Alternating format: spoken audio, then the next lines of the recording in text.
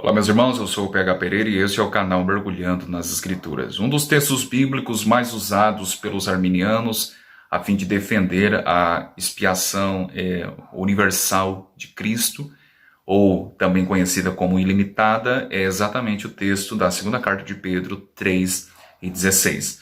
Eu passarei a ler o texto que talvez vocês não conheçam. Segunda de Pedro 3, e apenas uma correção, verso de número 9, tá? O Senhor não retarda a sua promessa, ainda que alguns a tenham por tardia, mas é longânimo para convosco, não querendo que alguns se percam, senão que todos venham a arrepender-se.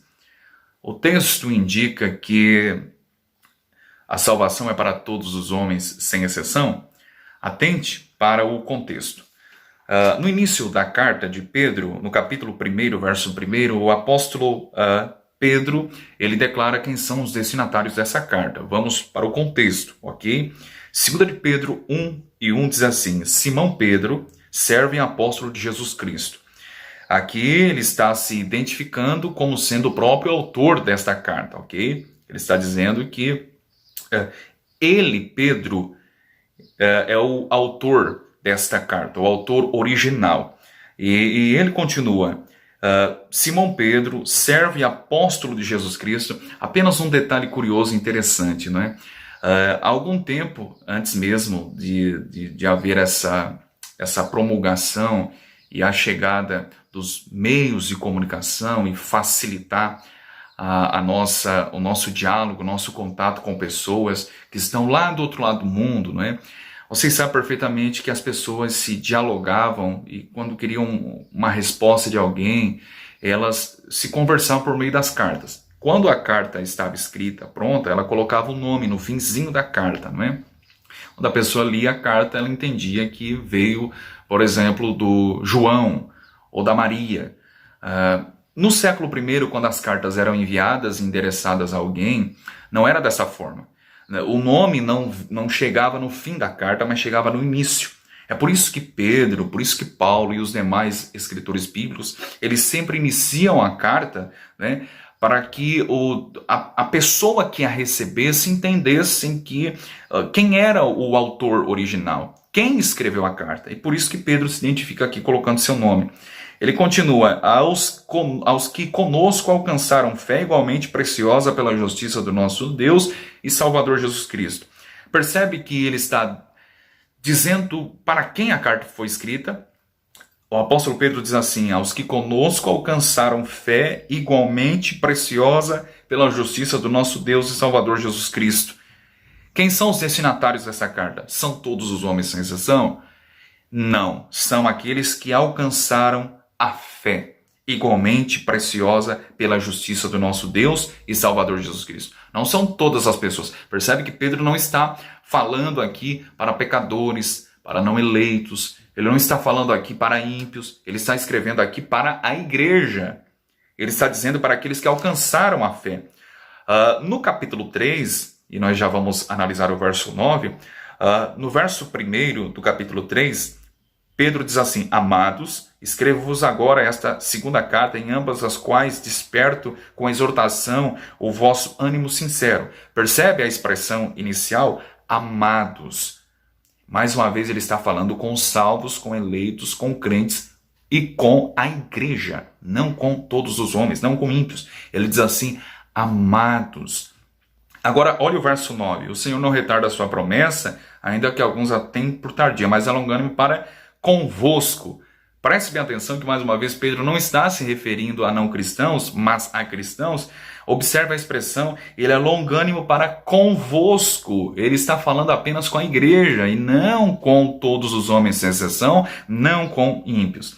Agora observe que ele diz assim, que Deus é longânimo para convosco, não querendo que alguns se percam, mas que todos venham a arrepender-se. Quem são os todos? Aqui desse verso 9, contextualmente, todos que estavam ali lendo a carta, todos os que faziam parte da igreja, todos os eleitos ali presentes, e não todas as pessoas, todos que estavam lendo ali, ok?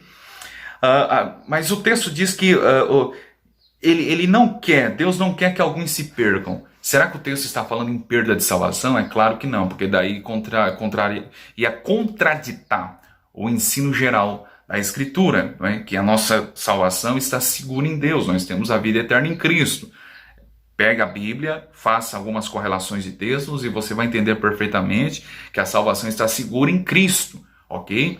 Ela permanece segura firmemente até a volta de Cristo, porque Cristo é quem sustenta a nossa fé e a nossa salvação. Em que sentido o apóstolo Pedro diz que alguns não se percam?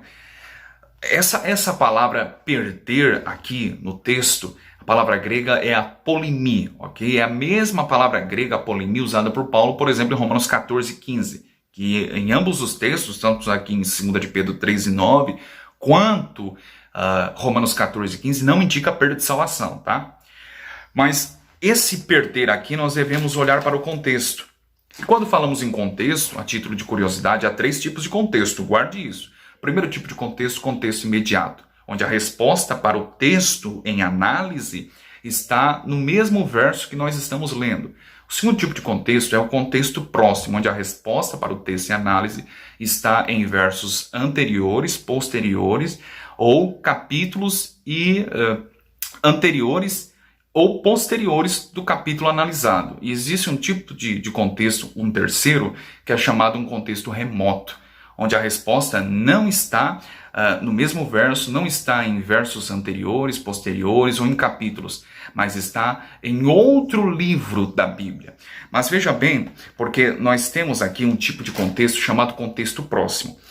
O capítulo anterior, que é o capítulo 2, desde o verso 1 até o verso 22, o apóstolo Pedro fala de falsos profetas, né, que estavam imiscuindo-se naquela igreja que ele estava escrevendo a carta. Bem como o capítulo 3, verso de número 16, né, que alguns estavam deturpando os ensinos de Paulo e até mesmo os próprios ensinos de Pedro. Eram falsos mestres, eram falsos ensinadores, falsos profetas. E, de certa forma, eles estavam produzindo algum tipo de perda àqueles crentes. É por isso que o texto diz que Deus não quer que alguns se percam, mas que todos venham a arrepender-se. Arrepender-se exatamente daquele erro dos ensinos heréticos que estavam sendo disseminados por falsos mestres. A palavra grega apolimí, para perder, não significa perda de salvação, mas qualquer tipo de perda, de prejuízo, dano e assim por diante, ok? E nesse contexto, ele é muito entendido a que tipo de perda o apóstolo Pedro está falando. Não perda de salvação, mas uma perda do entendimento bíblico deixado pelos apóstolos, um entendimento ortodoxo, ok? É nesse sentido de perder a palavra grega apolimí, ok? Espero tê-los ajudado. Abraço.